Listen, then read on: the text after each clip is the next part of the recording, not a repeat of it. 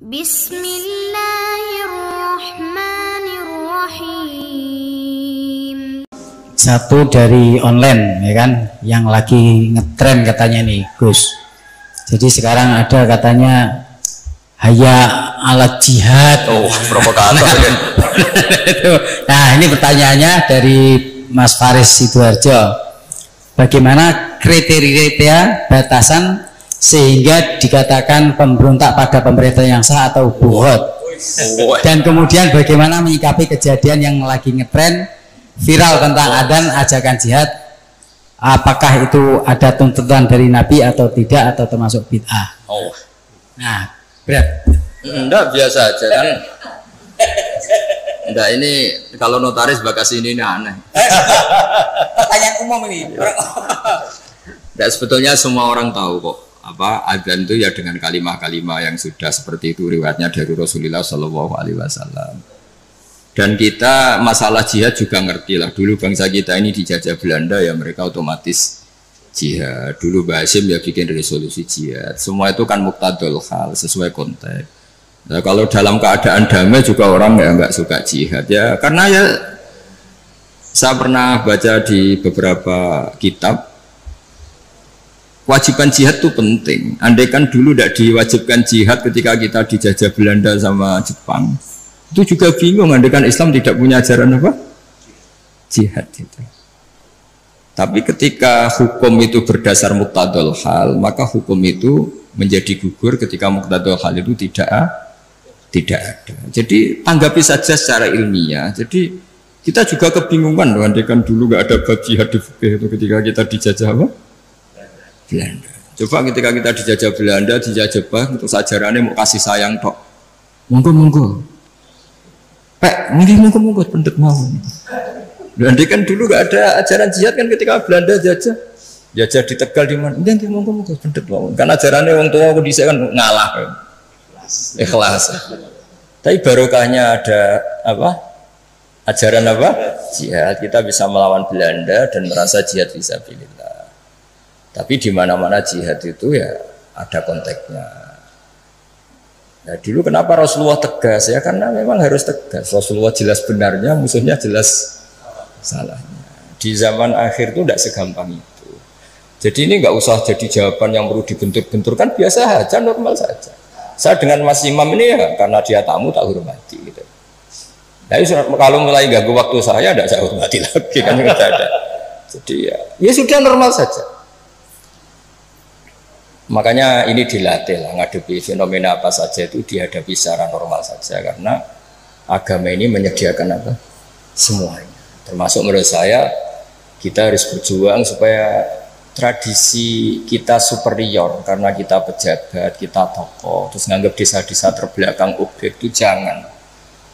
Kayak ya tadi, kayak kita anggap desa-desa terbelakang ini jadikan wisata karena udaranya masih segar gini-gini. Oke, kalau itu awal dari kita kenal orang-orang desa nggak apa-apa. Tapi kalau awal menjadikan itu objek, wah enak beli tanah di sini murah itu.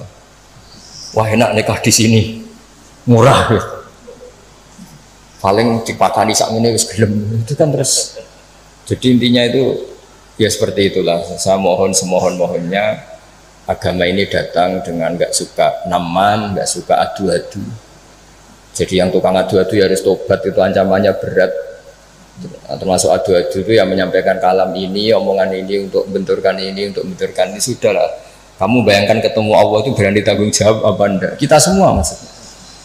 Sehingga jangan pula yang suka Islam rahmatan alamin terus nggak ngomong dabji aja, jangan juga. Dulu kita tidak bisa bayangkan ketika ada Belanda, ada Jepang, andekan orang Islam nggak disangoni kewajiban apa?